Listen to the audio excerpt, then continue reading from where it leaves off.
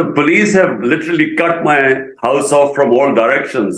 So people who want to visit me, they have to actually go through the police checkpoints.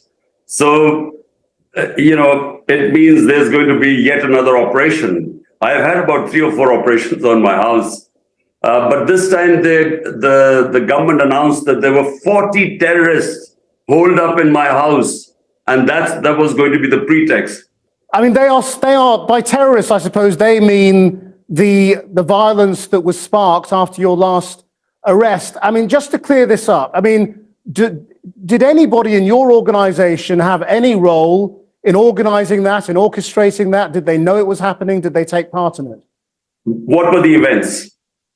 I'm picked up, my people are beaten up, I get hit on my head by the military, what are the Rangers belong to the military, inside the High Court of Islamabad. But in 27 years of my party's existence, we have never indulged in violent protests. 7,500 people have been arrested in my party. All the senior leadership has been arrested. It's the most unprecedented crackdown going on.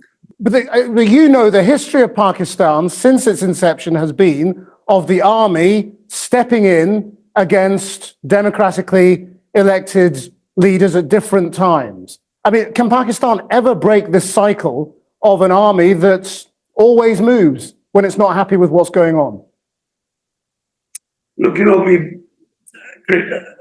we started off as a security state. There was this dependence on the Pakistan army. And people, we were proud of our army because we felt that was the only reason that we were secure. But unfortunately, things change, time evolves. It no longer is the time where you can have a hybrid system where the power belongs to the military and the responsibility belongs to the elected prime minister. This sort of hybrid system just cannot deliver. So we are a big governance disaster. Too many Pakistani leaders have been killed in political violence. Do you now fear for your life? I've had 2 attempts on my life. The reason why my life is in danger is because all the 12 parties coalition, our lead between them and us has grown so wide now. Since we were ousted from power in the last few months, out of the 37 by-elections, we have swept 30 of them. They do not want to see me in power. And therefore, either they will, the thing is either to remove me through put me in jail, disqualify me, or have me killed.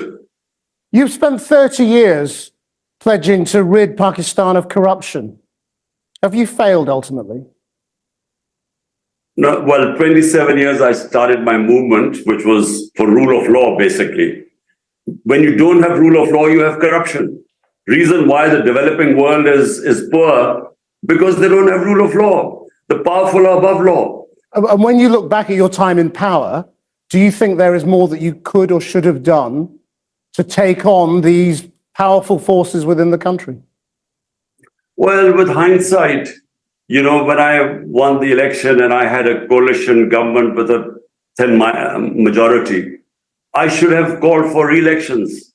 I should not have, taken on that government because, look, if you want to bring about a change and reform and take on the vested interest, which means bring the powerful under the rule of law, answer is, if you want to bring about a change and rule of law in a country, you must have a clear mandate from the people so that gives you the power to make the reforms.